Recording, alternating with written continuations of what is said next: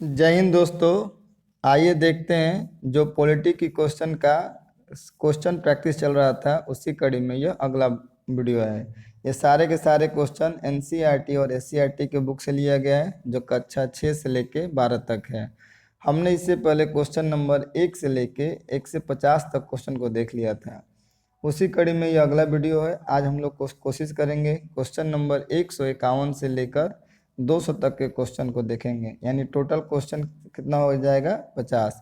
आप पॉलिटी की पढ़ाई जहाँ से कर रहे हैं या जहाँ से किए हैं, ठीक है, आप अपना रिवाइज करिए और हमारे साथ क्वेश्चन प्रैक्टिस करके देखिए। आप पढ़ाई चाहे कितना भी कर लीजिए, जब तक आप क्वेश्चन का प्रैक्टिस नहीं करिएगा तब तक आपको पता नहीं चल पाएगा कि आपकी तैयारी कैसी है। तो अपनी तैयारी को और निखारने के लिए क्वेश्चन प्रैक्टिस के लिए हमसे जुड़िए। आइए देखते हैं आज का क्वेश्चन नंबर 1। पंचायती राज्य की अव्यवस्था से संबंधित समिति कौन सी थी। क्वेश्चन आता है कि पंचायती राज समिति से संबंधित कौन सी समिति थी, तो इसमें हो जाएगा बलवंत राय मेहता समिति। क्वेश्चन आता है कि बलवंत राय मेहता समिति का गठन कब किया गया, तो ये गठन होता है जनवरी 1957। ठीक है, इस समिति का गठन होता है जनवरी 1957 में और यह समिति नवंबर 1957 में क्या करती है, अपना रिपोर्ट प्रस्तुत करती है। और 1958 यानी 1958 में सरकार द्वारा इनकी सिफारिशों को क्या किया जाता है, एक्सेप्ट कर लिया जाता है। और एक्सेप्ट करने के बाद सरकार क्या करती है, 2 अक्टूबर 1959 को पहली बार क्या करती है, राजस्थान में क्या करती है, पंचायती समिति को लागू करती है। सबसे पहले कहाँ लागू करती है, राजस्थान में, उसके बाद आंध्र प्रदेश में और उसके बाद तमिलनाडु में। इस समिति द्वारा यह सिफारिश किया गया कि पंचायत को क्या किया जाए, 3 भागों में बांट दिया जाए, यानी 3 स्तर पर विभाजित किया जाए। ऐसा करने का मुख्य मकसद क्या होता है कि सत्ता को क्या करना है, विकेंद्रीकृत करना है। मैंने जो सत्ता एक सेंटर में उसको क्या करना है, आगे 3 जगह बांट देना है। पहला क्या था, ग्राम पंचायत, ग्राम पंचायत, और दूसरा हो जाता है ग्राम परिषद। पहला हो जाता है ग्राम पंचायत, दूसरा हो जाता है ग्राम परिषद, और तीसरा हो जाता है जिला परिषद। क्या हो जाता है, जिला परिषद। यानी कहने का मतलब ये है कि बलवंत राय मेहता समिति के द्वारा जो सिफारिश की गई थी उसमें पंचायती राज्य को 3 भागों में बांटा गया। ठीक है, जो पहला हो जाएगा ग्राम पंचायत, दूसरा हो जाएगा ग्राम परिषद और तीसरा हो जाता है जिला परिषद। आगे देखते हैं क्वेश्चन नंबर 52। अंतर्राज्यीय परिषद का गठन किस समिति के सिफारिश पर की गई थी। अंतर्राज्यीय परिषद का गठन किसकी, ये हो जाएगा सरकारीय समिति। सरकारीय समिति के सिफारिश पर क्या किया गया था, अंतर्राज्यीय परिषद का गठन किया गया था। कब किया गया था, तो 1990 में। कब किया गया था, 1990 में। किस आर्टिकल के तहत, आर्टिकल हो जाएगा 263 में। ठीक है, अंतर्राज्यीय परिषद के बाद किस आर्टिकल में कहा गया है, तो 263 में कहा गया है। आगे देखते हैं, निम्नलिखित में से कौन सी समिति चुनाव सुधारों से संबंधित है। चुनाव सुधारों से संबंधित कौन सी समिति है, तो जगह दिनेश गोस्वामी समिति। दिनेश गोस्वामी समिति का संबंध किससे हो जाएगा, तो चुनाव सुधारों से। आगे देखते हैं क्वेश्चन नंबर 154 यानी 154। भारत में वरीयता का सही क्रम चुने। इसमें पूछ रहा है कि वरीयता क्रम सही तरह से चुने, तो सबसे पहले वरीयता में कौन हो जाएंगे, राष्ट्रपति हो जाएंगे, फिर उपराष्ट्रपति जी, उसके बाद प्रधानमंत्री, फिर राज्यों के राज्यपाल और भूतपूर्व राष्ट्रपति जो पहले राष्ट्रपति रह चुके हैं। 1 पे राष्ट्रपति, 2 पे उपराष्ट्रपति, 3 पर प्रधानमंत्री, चौथा नंबर आता है राज्यों के राज्यपाल का, और 5वां वैसे राष्ट्रपति जो पहले रह चुके हैं। देखते हैं अगला क्वेश्चन, निम्नलिखित में से कौन सा प्रत्यक्ष लोकतंत्र का साधन नहीं है। इसमें जनमत संग्रह, प्रत्यक्ष रूप से जनमत संग्रह कराया जाता है। इसमें जेरीमैंडरिंग, ये क्या हो जाएगा, ये प्रत्यक्ष लोकतंत्र का साधन नहीं है। आगे देखते हैं, निम्न में से कौन से पंचायती राज व्यवस्था के अंग हैं। इसमें पूछा है पंचायती राज व्यवस्था के अंग हैं। ग्राम सभा, ग्राम सभा नहीं होता है, ग्राम पंचायत होता है। यहाँ पे देखिए ग्राम पंचायत ये होता है, ब्लॉक समिति भी होता है और जिला परिषद होता है, यानी ये तीनों के तीनों क्या हो जाएंगे, पंचायती राज व्यवस्था के अंग हो जाएंगे। आगे देखते हैं, भारतीय संविधान में मूल्य कर्तव्य को जोड़ा गया था। मूल्य कर्तव्य को जोड़ा गया था, सॉरी, 42वां संविधान संशोधन 1976 के द्वारा। किसके द्वारा? 42वां संविधान संशोधन 1976 के द्वारा। जब इस समय जब मूल्य कर्तव्य जोड़ा गया, उसमें मूल्य कर्तव्य की संख्या कितनी थी? 10 थी। वर्तमान में मूल्य कर्तव्य की संख्या कितनी हो गई है? 11। होता है कि 11वां कौन सा हो जाएगा? तो 86वां संविधान संशोधन, 86वां संविधान संशोधन 2002। 86वां संविधान संशोधन 2002 के तहत 6 से 14 वर्ष के बच्चों को अनिवार्य शिक्षा का क्या किया गया है? प्रदान किया गया है। यानी एक मूल्य कर्तव्य को क्या कर दिया गया है? बढ़ा दिया गया है। आगे देखते हैं, पहली इलेक्ट्रॉनिक वोटिंग मशीन किसने डिजाइन की थी? ये किसके द्वारा किया गया था? तो एम.बी. हनीफा जी के द्वारा। किसके? एम.बी. हनीफा। नेक्स्ट क्वेश्चन देखते हैं, क्वेश्चन नंबर 59। निम्न में से कौन सी संस्था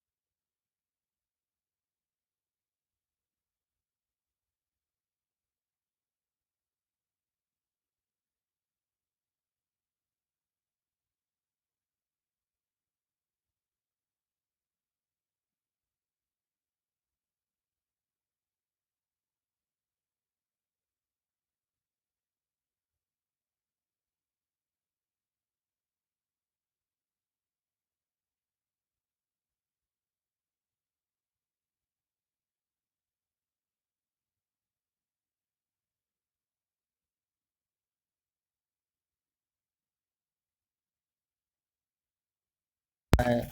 राज्य में पूछे तो राज्यपाल, और केंद्र में पूछता तो राष्ट्रपति। आगे देखते हैं, क्वेश्चन नंबर 167।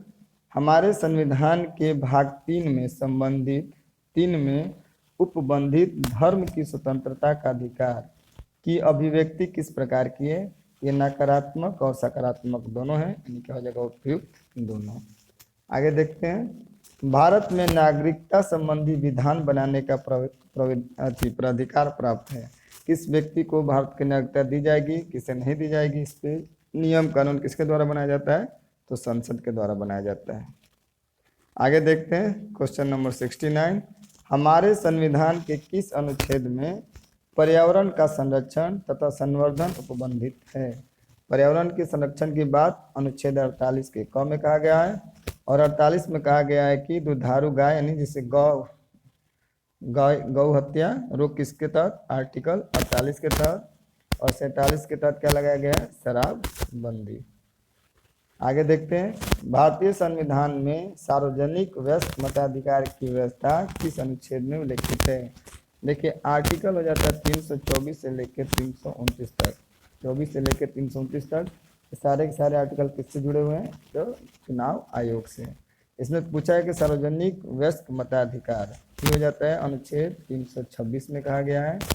इसके अनुसार मत देने का उम्र कितना निर्धारित किया गया था? 21 वर्ष। 21 वर्ष के व्यक्ति क्या करते थे? अपने मत का इस्तेमाल करते थे। लेकिन 61वां संविधान संशोधन 1989 के तहत ये उम्र 21 से घटाकर कितना कर दिया गया? अब 18 वर्ष कर दिया गया। ठीक है, क्वेश्चन पूछता है कि संविधान संशोधन के तहत वोट देने की उम्र 21 वर्ष से घटाकर 18 वर्ष कर दिया गया। हो जाएगा 61वां संविधान संशोधन 1989। आगे देखते हैं, संविधान के प्रारूप समिति के अध्यक्ष डॉक्टर BR अम्बेडकर ने किस अनुच्छेद को संविधान का हृदय एवं आत्मा कहा? संविधान का हृदय और आत्मा किसे कहा? यह अनुच्छेद 32 को कहा। क्यों कहा? तो इसमें संवैधानिक उपचारों का अधिकार अनुच्छेद 32 के तहत क्या होता है? प्राप्त होता है। आगे देखते हैं, सर्वोच्च न्यायालय को संविधान के किस अनुच्छेद समूह में न्यायिक पुनर्वलोकन, देखिए न्यायिक पुनर्वलोकन की शक्ति आर्टिकल 13 के तहत, 12 में तो राज्य की परिभाषा है, 13 के तहत और 251 से लेकर 253 के तहत क्या की जाती है? ये शक्ति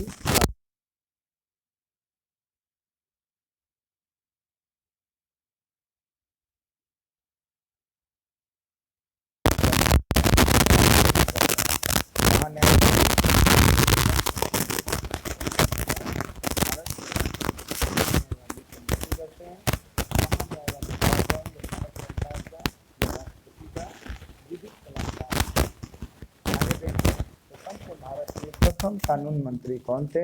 ये थे हमारे डॉक्टर BR अम्बेडकर जी। स्वतंत्र भारत के प्रथम कानून मंत्री कौन थे? तो BR अम्बेडकर जी। आगे देखते हैं, भारत क्या है? भारत एक राज्यों का संघ है, यानी से एक में कहा गया है। राज्यपाल की नियुक्ति किसके द्वारा की जाती है? राज्यपाल की नियुक्ति किसके द्वारा? तो राष्ट्रपति के द्वारा। किस राज्य में कौन से राज्यपाल जाएंगे, इसकी नियुक्ति कौन करते हैं? तो भारत के राष्ट्रपति जी करते हैं। आगे देखते हैं क्वेश्चन नंबर 77। भारत में केंद्रीय मंत्री परिषद किसके उत्तरदायी होती है? तो मंत्री परिषद किसके प्रति? ये होते हैं लोकसभा के प्रति उत्तरदायी। भारत के राष्ट्रपति का कार्यकाल कितने वर्ष का होता है? ये 5 वर्षों का होता है।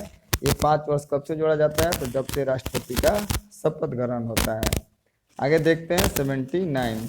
भारतीय संविधान की प्रस्तावना में 42वें संविधान संशोधन द्वारा कौन से शब्द जोड़े गए हैं? 42वां संविधान संशोधन कब होता है? ये होता है 1976 में।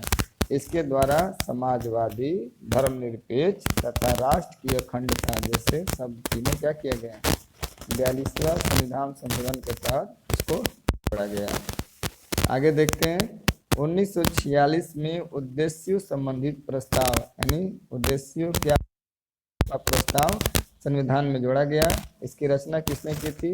ये देश के प्रथम प्रधानमंत्री पंडित जवाहरलाल नेहरू के द्वारा संविधान में प्रस्तावना क्या किया गया था?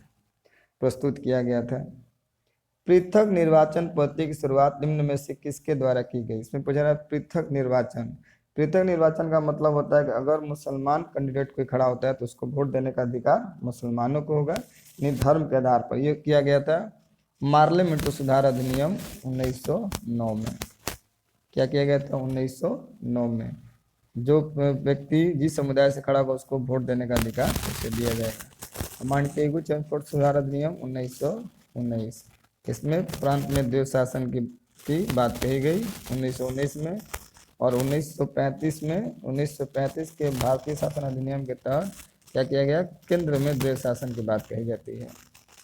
आगे देखते हैं क्वेश्चन नंबर 82। विधान परिषद के सदस्यों का कार्यकाल क्या होता है?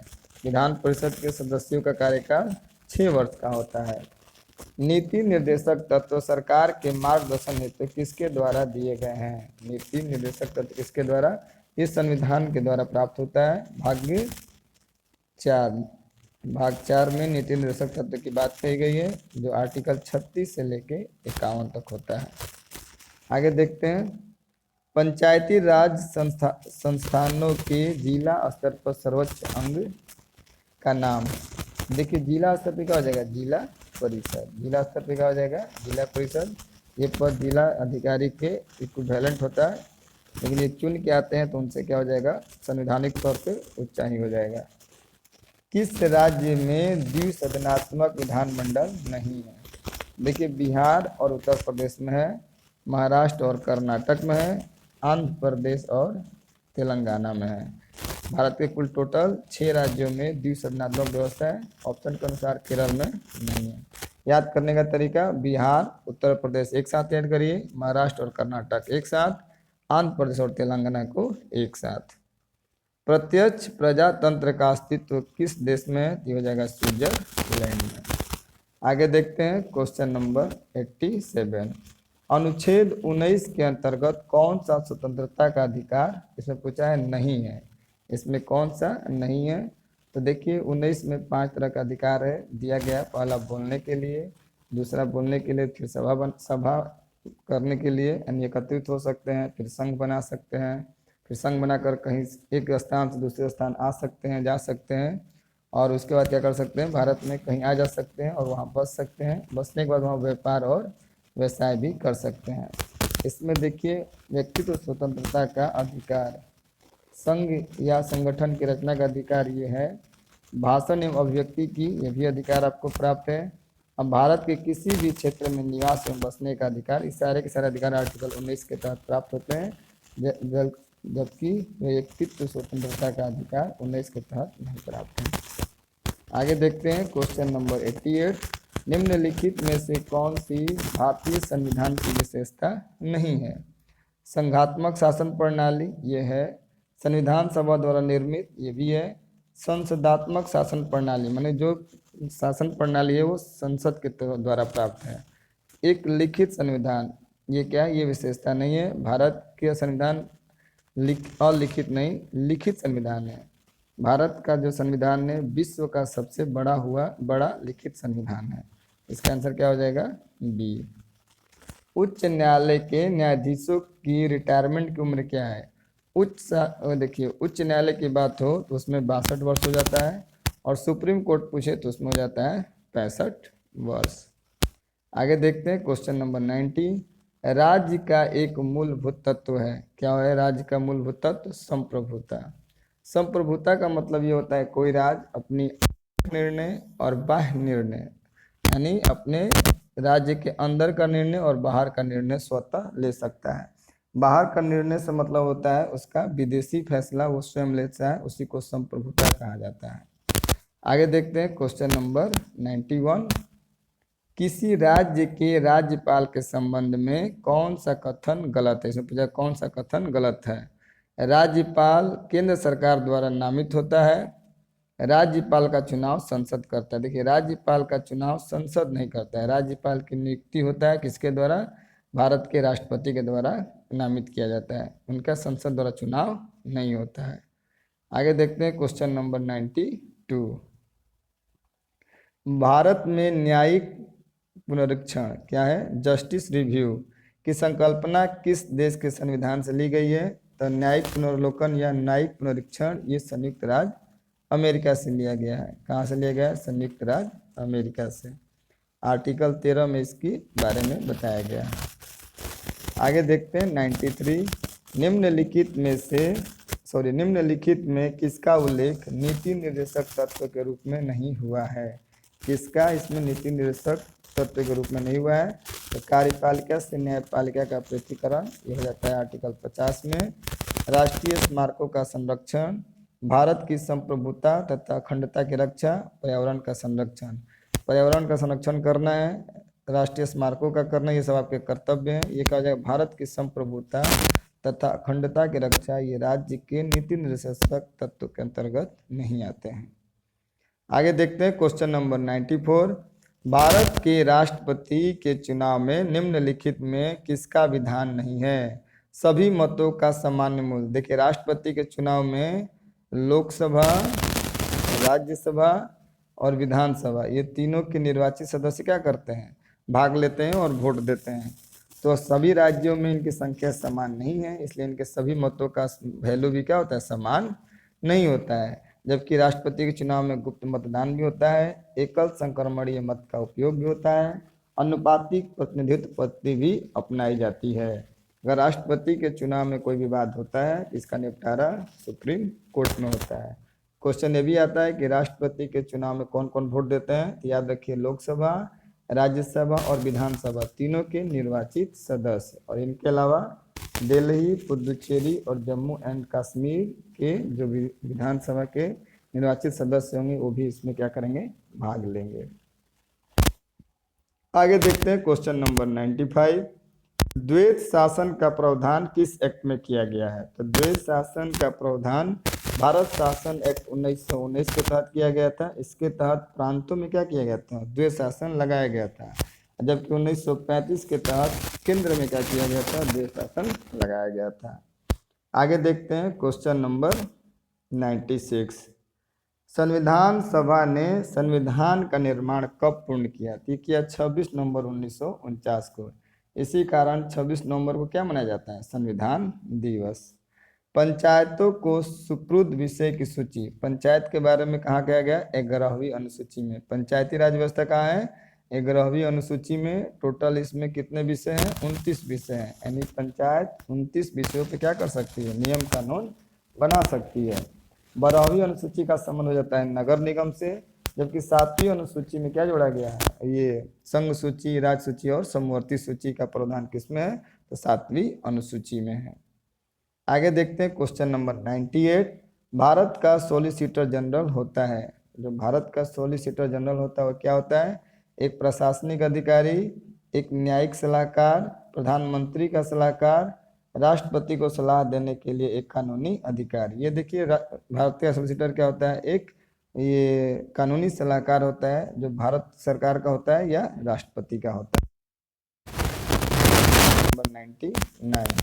वित्त आयोग की नियुक्ति कौन करता है, तो वित्त आयोग की नियुक्ति किसके द्वारा किया जाता है, तो भारत के राष्ट्रपति के द्वारा। वित्त आयोग की नियुक्ति कौन करता है, तो भारत के राष्ट्रपति। भाषाई आधार पर कौन सा राज्य सर्वप्रथम बना, तो भाषा के आधार पर बनने वाला आंध्र प्रदेश पहला राज्य हो जाता है।